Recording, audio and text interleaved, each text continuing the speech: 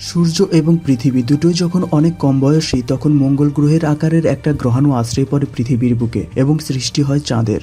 তখন থেকেই পৃথিবীর প্রতিবেশী হয়ে আছে এবং বিভিন্ন ক্ষেত্রে পৃথিবীর পরিবর্তন এনে চলেছে এই চাঁদ। তা পৃথিবীর প্রাণীদের জৈবিক বিবর্তনই হোক আর পৃথিবীর কাঠামোই হোক, যে কোনো রাতের আকাশের দিকে তাকালে আমরা ধরেই নেই চাঁদ দেখতে পাবো। ভাবুন তো, দিনের পর দিন আকাশের দিকে তাকিয়ে যদি দেখি শুধু একরাশ তারা, তবে কেমন লাগবে? কলঙ্কে ভরা ওই চাঁদের মুখটা কি মিস করবেন না আপনি? শুধু চোখ জুড়ানোই নয়, চাঁদ না থাকলে আমাদের জীবনে অনেক কিছুই পাল্টে যেত, অন্যরকম হয়ে যেত ভূগোলের অনেক নিয়ম। চাঁদ ছাড়া যে পৃথিবীতে জীবনের উৎপত্তি ঘটতো না তা অবশ্য নয়, কিন্তু চাঁদের অনুপস্থিতিতে এমন কিছু পরিবর্তন ঘটতো যার কতগুলো আমরা স্পষ্টই বুঝতে পারতাম, আবার কতগুলো বুঝতে একটু সময় লাগতো। আসুন জেনে নেওয়া যাক এমন কিছু তথ্য। দিনের দৈর্ঘ্য কমে হয়ে যেত 6 থেকে 8 ঘন্টা, অর্থাৎ এক বছরে দিন থাকতো 1100 থেকে 1400টি। এর কারণ হলো চাঁদের উপর যেমন পৃথিবীর টান আছে, তেমনি পৃথিবীর উপরেও চাঁদের টান আছে, যা যতই দুর্বল মনে হোক না কেন। এই টানের কারণেই আসলে নিজ অক্ষের উপর পৃথিবীর ঘূর্ণনের গতি কমে আসছে। এই পরিবর্তনের পরিমাণ অনেক কম বলে আমাদের চোখে ধরা পড়ে না, কিন্তু কয়েক শতাব্দী ধরে পর্যবেক্ষণ করলে তা বোঝা যেত। চাঁদ না থাকলে পৃথিবীর গতি কমতো না এবং সূর্যের টানে এটি 6 থেকে 8 ঘন্টার মাঝে নিজ অক্ষের উপর ঘুরে আসতো। বিষুব অঞ্চলটির ব্যাস বেড়ে যেত এবং মেরু অঞ্চলগুলো হয়ে যেত অনেক চ্যাপ্টা। চন্দ্রগ্রহণ এবং সূর্যগ্রহণ পেতাম না আমরা। চন্দ্রগ্রহণ বা সূর্যগ্রহণ দুটোর জন্যই প্রয়োজন 3টি উপাদান। সেগুলো হলো পৃথিবী, চাঁদ ও সূর্য।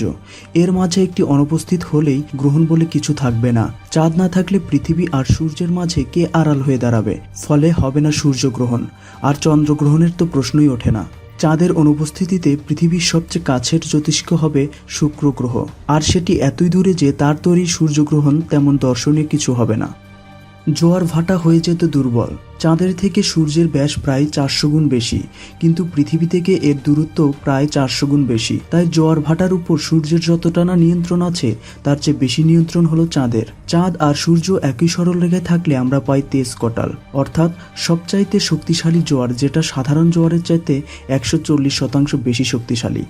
আর এরা পরস্পরের সাথে সমকোণে থাকলে তখন জোয়ারের শক্তি কমে হয়ে যেত 60%। চাঁদ না থাকলে জোয়ারের জন্য দায়ী হতো শুধু সূর্যই, এবং তখন জোয়ারের শক্তি হতো মাত্র 40%। এই পরিবর্তনটা হয়তো আমাদের কাছে খুব বেশি মনে হবে না, কিন্তু জীবজগতের উপর এটি গুরুত্বপূর্ণ প্রভাব ফেলে। রাতের আকাশ হয়ে যেত আরও কালো। চন্দ্রবিহীন অমাবস্যা রাত্রে বাইরে গিয়েছেন কখনো?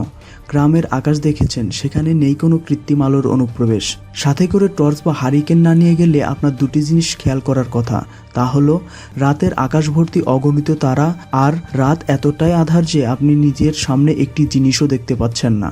আকাশের সবচাইতে উজ্জ্বল জ্যোতিষ্ক হলো সূর্য, কিন্তু রাত্রের বেলায় চাঁদের চাইতে উজ্জ্বল কিছু নেই, যদিও সূর্যের তুলনায় তা 4 লক্ষ গুণ কম উজ্জ্বল। চাঁদ না থাকলে আমরা রাত্রের বেলায় কিছুই দেখতে পেতাম না। পৃথিবী নিজ অক্ষের উপর আরও কাত হয়ে যেত।